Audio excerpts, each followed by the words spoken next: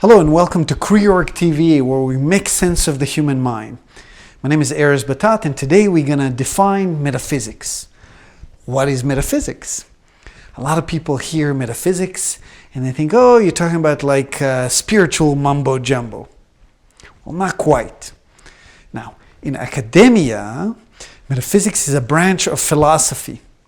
But modern academia is not what used to be.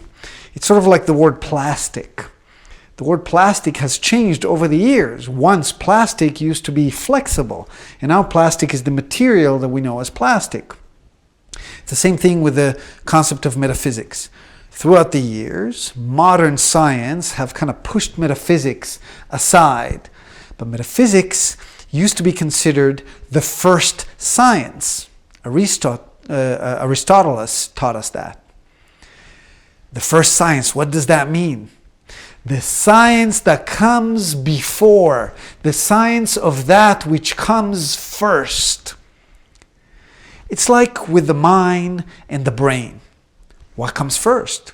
It's like once we thought that the mental activity is a product of the brain. Today we know it's the opposite.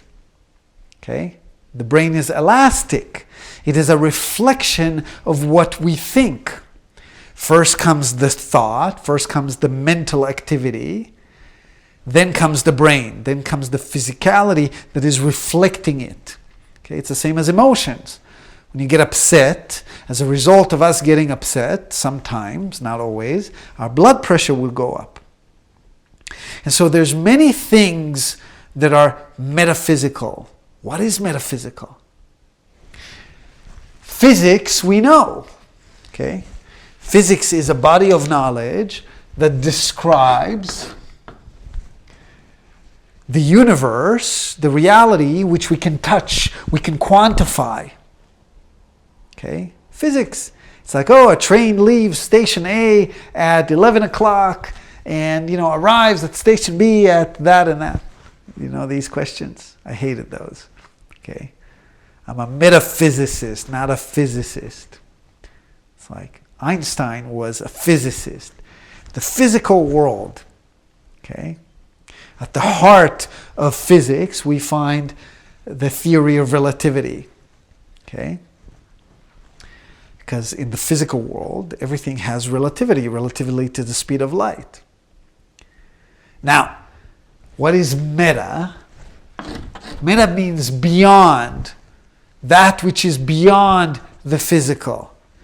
And as I said, there's many things that are beyond the physical. Humor is beyond physical. You can't grab humor. You can't touch it. You can't hold it.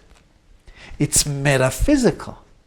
A thought is metaphysical. Until today, scientists could not pinpoint what a thought is. It cannot be measured. It cannot be grasped. It's a metaphysical concept. Okay? Emotions are metaphysical. Some emotions have a reflection in the body. Blood pressure goes up, so on and so forth. But you can have the two people with the exact same emotion and a completely different physiological impact. Okay? So many things are metaphysical. Willpower, passion, desire is metaphysical. The ego is metaphysical. You can't grab the ego. So we need a word to describe all these things that cannot be quantified, that cannot be touched. And the word is metaphysics. Okay? Now, today we're starting to learn, as I said, that the physical world is a reflection of the metaphysical world. Every physical phenomena has a reflection in the metaphysical world and vice versa. I'm here to tell you that the metaphysical world can be evaluated, okay, qualitatively, but not quantitatively. You can't quantify it, but you can evaluate it from a quality perspective. When it comes to metaphysics, the 300-year-old scientific method is irrelevant and cannot be used because the scientific method requires us to measure something, and that which is metaphysical cannot be touched, cannot be measured. And so the scientists and the metaphysicists are using two completely different methods for their research. The scientist uses deduction, and the metaphysicist uses induction. What's the difference between deduction and induction? It's always confusing.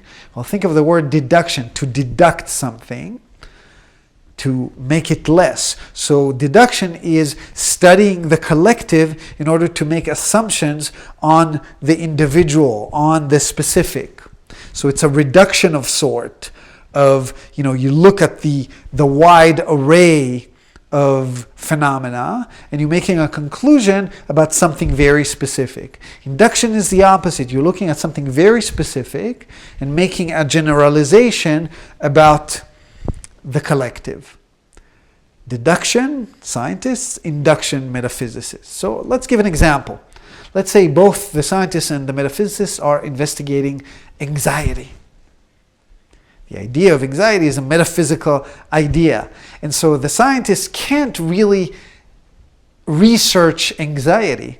You can research the physical phenomena that is related to anxiety. So for example, because the scientist has to measure something, so he has to limit his research to something that is measurable. And so let's say the scientist is going to investigate if watching violence on TV can cause anxiety over time.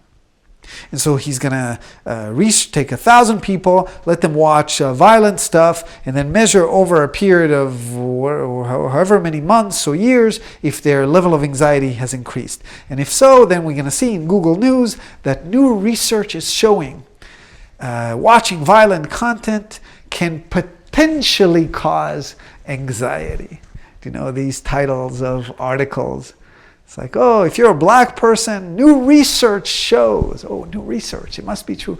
New research shows black people are more likely to get a ticket. Like we didn't know. More likely doesn't mean that they will or won't, but more likely, right? The scientist deduces from the collective experience on the individual experience. Now the metaphysicist does the opposite. The metaphysicist says, okay, I want to study anxiety. So first I'm going to experience it. Because when it comes to consciousness, if you want to understand it, you must experience it. We only have access to our own consciousness. Now that I've experienced anxiety, what happens to me when I experience anxiety? Oh, I notice that my thought is racing. It's jumping from here to here. I'm lacking focus. Or maybe it's focusing, but it's focusing only on one thing. But the common denominator is that my thought is racing. And then he's going to research and interview other people and going to realize, oh, your thought is racing too. Your thought is racing. So on and so forth. Maybe its conclusion is going to be, hey, anxiety is an involuntary speeding up of the thought that travels in time. Now, it doesn't matter for now what that means. We're going to talk about anxiety in future videos. It's a very important metaphysical idea and term. But the idea is to understand that the metaphysicist uses induction. It investigates the specific and makes a conclusion on the general experience. Okay? And so then the scientist can say, oh, wow.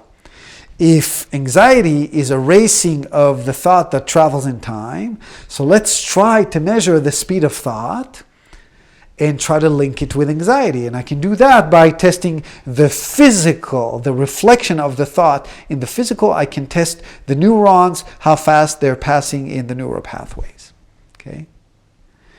The research of consciousness and the research of metaphysics is one and the same. Okay?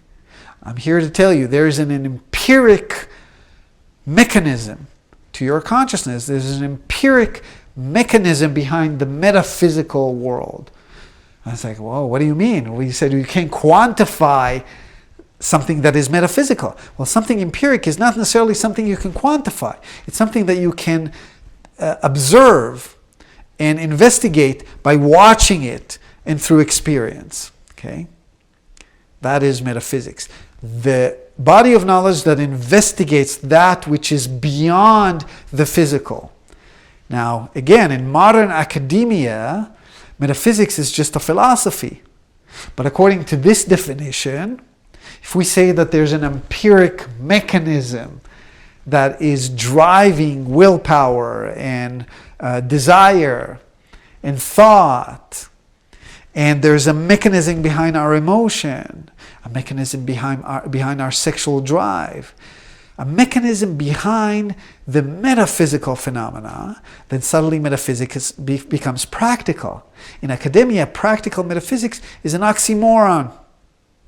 I specialize in a body of knowledge called Hebrew metaphysics.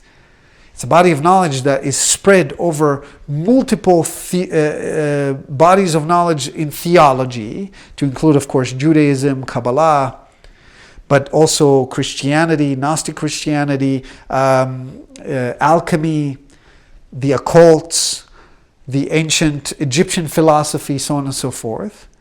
And this body of knowledge called Hebrew metaphysics describes the structure and mechanism of consciousness, the laws of the metaphysical universe, so that we can understand what is the imagination, what is thought, what is willpower, what is desire, what is beauty.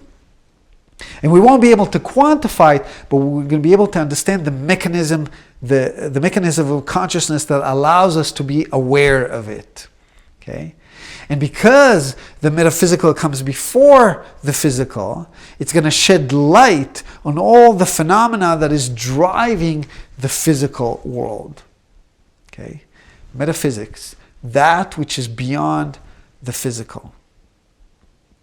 And so on this YouTube channel, on crivlog TV, where we make sense of the human mind, we're going to focus on the laws of metaphysics. We're going to focus on the structure and mechanism of consciousness.